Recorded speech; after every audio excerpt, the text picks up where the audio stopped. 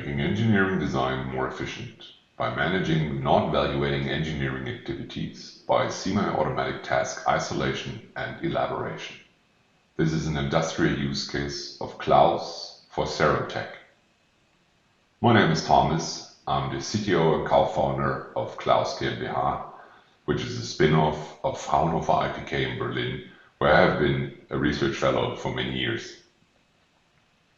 We would like to demonstrate one of the many problems that manufacturing companies face nowadays due to globalization. We would like to provide a solution approach with Klaus and eventually have a look at the architecture and data flow between CeramTec and Klaus and give an outlook to where the road actually goes. The return on sales in the tool-making industry puts a lot of issues. Deadlines are missed in around every fourth tooling project. And according to the World of Tooling 2020 by the VZL Aachen, the revenue went down by 47% in the last 4 years. The reasons here are manifold, but essentially it's the growth in labor costs, while due to globalization, the tool prices go down and further down. In addition to that, an engineering workplace nowadays comes with high costs and long turnaround times due to employee costs, very intensive CAX software license fees, and the necessary hardware. On top of that, a high share of not value-adding activities is state-of-the-art. For example, model preparations or creating technical drawings. In addition to that, the companies often lack certain know-how, so expert knowledge is often not available in the company staff because it's not used on a frequent manner, such as FEA, for example. According to a survey which we did at Fraunhofer, Future of Cross-Company Collaboration, we asked what automotive industry and other industries actually use for data exchange with partners and customers. Well, automotive industry with about 51% uses in-house dedicated data exchange platforms. Other industries, only a quarter of them. In-house PDM systems, which are open for supplies, are not even at the 20% mark. Well, what is still common is antique data storage exchange, such as CDs, paper drawings, etc. But the most common way to exchange data is via email. An email is very insecure and bears the problem of having not the right version at the right time at hand. It's always a certain mess. Which mail was the latest? May I have overseen one? Am I working on the latest version of a certain engineering design or not? And this leads to iterations which are time delaying and cost intensive. So what would the companies consider to be useful, to be helpful in order to enable cross-company collaborations? So the ability to collaborate influences the value creation and development process and thus is a factor for competitiveness. More than 80% would consider very useful to work with customers, partners and suppliers on a common database. What a surprise here. What is even more appreciated is a Google-like search across all the data of your company. We spend so many hours by just searching for things and often not having the assurance that what we found is all that we might find. Many of them would consider very useful, over 90%, to have simple things like common terms, identifiers and speaking numbers that everyone in the company understands and means the same thing. And aren't we all dreaming of that transparent project tracking? Who is doing what, until when, what is the current status and what is the progress? And this even goes further. Since digitalization is a key driver, for example, Industry 4.0 pushes even smaller enterprises to globalized acting and thinking. So what would be very useful and useful? Yes, workflows that include customers, partners and suppliers rather than always facing barriers and interrupted system integrations, workflows that one can define and adapt yourself instantly. Well, there is definitely some issues to having everyone being able to adapt workflows instantly, but this is at least what the survey shows here. And what is considered very useful is visual indicators for engineering changes, redlining directly in 3D geometry or in the drawings if there are some. And one of the most appreciated things in the future would be an easy access to all necessary work data of the company while being mobile, being on travel, being at a customer site, or just working in a remote location or a home office. The IT technology provides basically everything. Common CX data formats for a seamless and without loss of information exchange between customers, partners, and suppliers is here on rank number 1 to be very useful and useful. This brings us to our industry applicant CeramTec. With over a century of development experience and a production expertise and a gross revenue of 620 million euros, CeramTec is a leading supplier of advanced ceramics and constantly engineers these materials for use in a wide area of applications. The current portfolio covers over 10,000 different products in a wide variety of ceramic materials.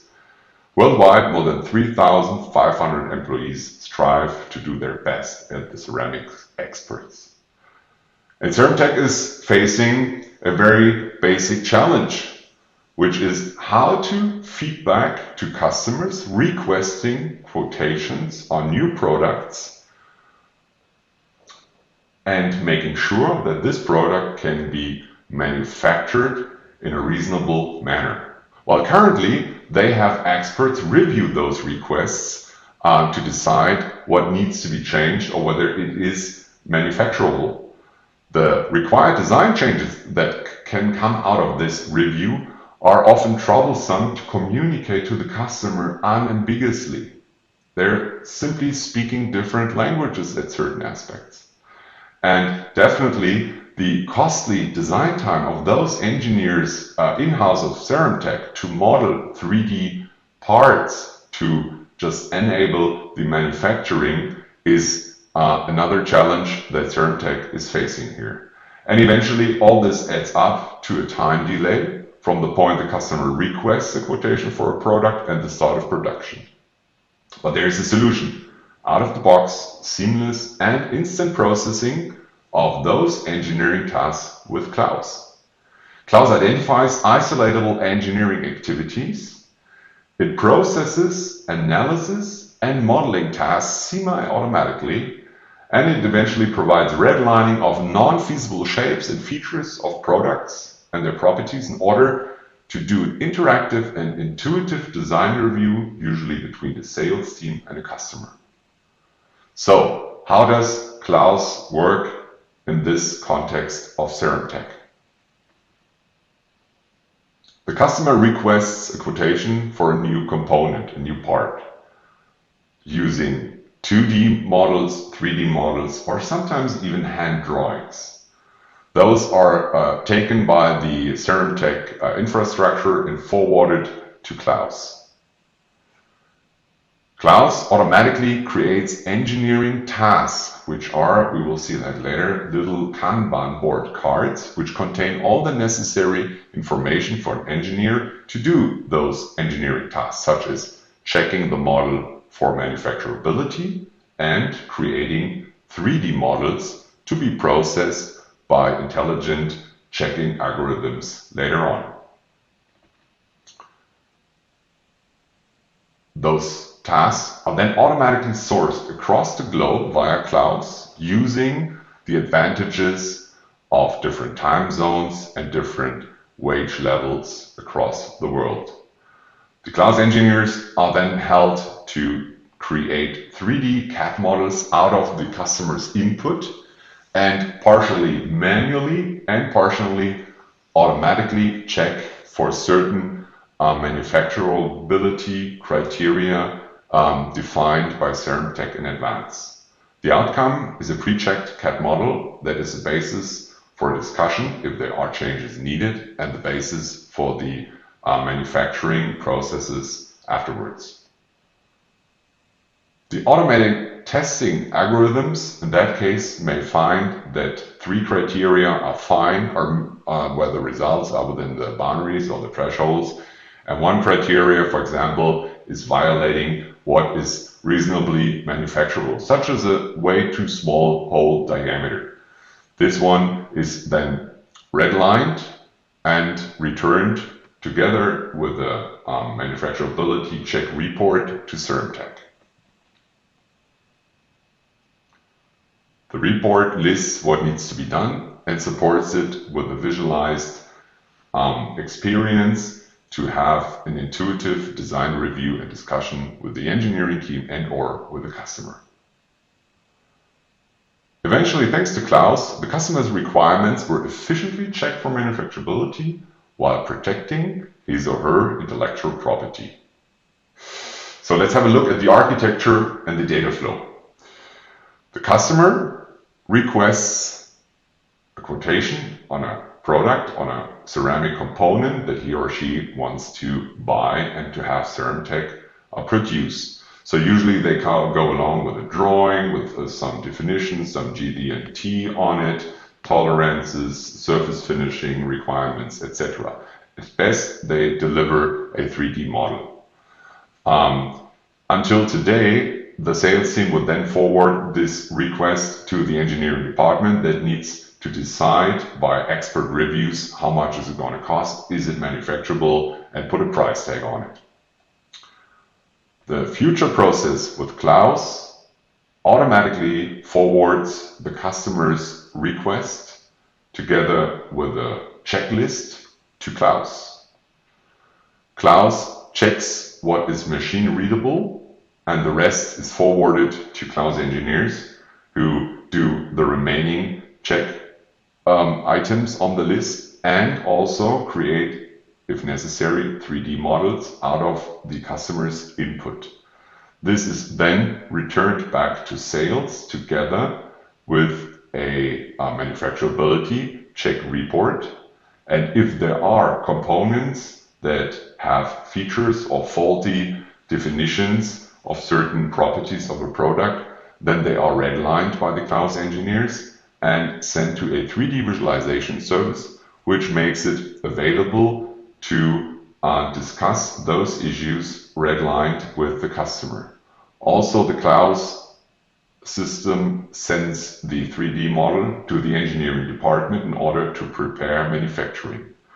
Once all issues are resolved in the design review, the engineering department prepares the production and the component will be eventually delivered to the customer. So how do all those components interact with each other? At least for Klaus in the 3D visualization service, we can reveal that here. It's simply usually REST-based APIs that allow for an encrypted and secure transport of JSON objects containing checklists and check reports, as well as CAD data or URLs for the visualization within the design review. So what does it look like from a Klaus engineer's perspective? The Klaus engine, which is a desktop application, a rich client, provides those engineering tasks in terms of Kanban cards, as you can see here. Each card contains metadata, a payment, a task description, and attached data such as the checklist that is defined by CeramTec, as well as the maybe pre-processed input from the CeramTec customer. And the Klaus engineer's task is to check on certain criteria and to create a 3D model out of what is delivered here.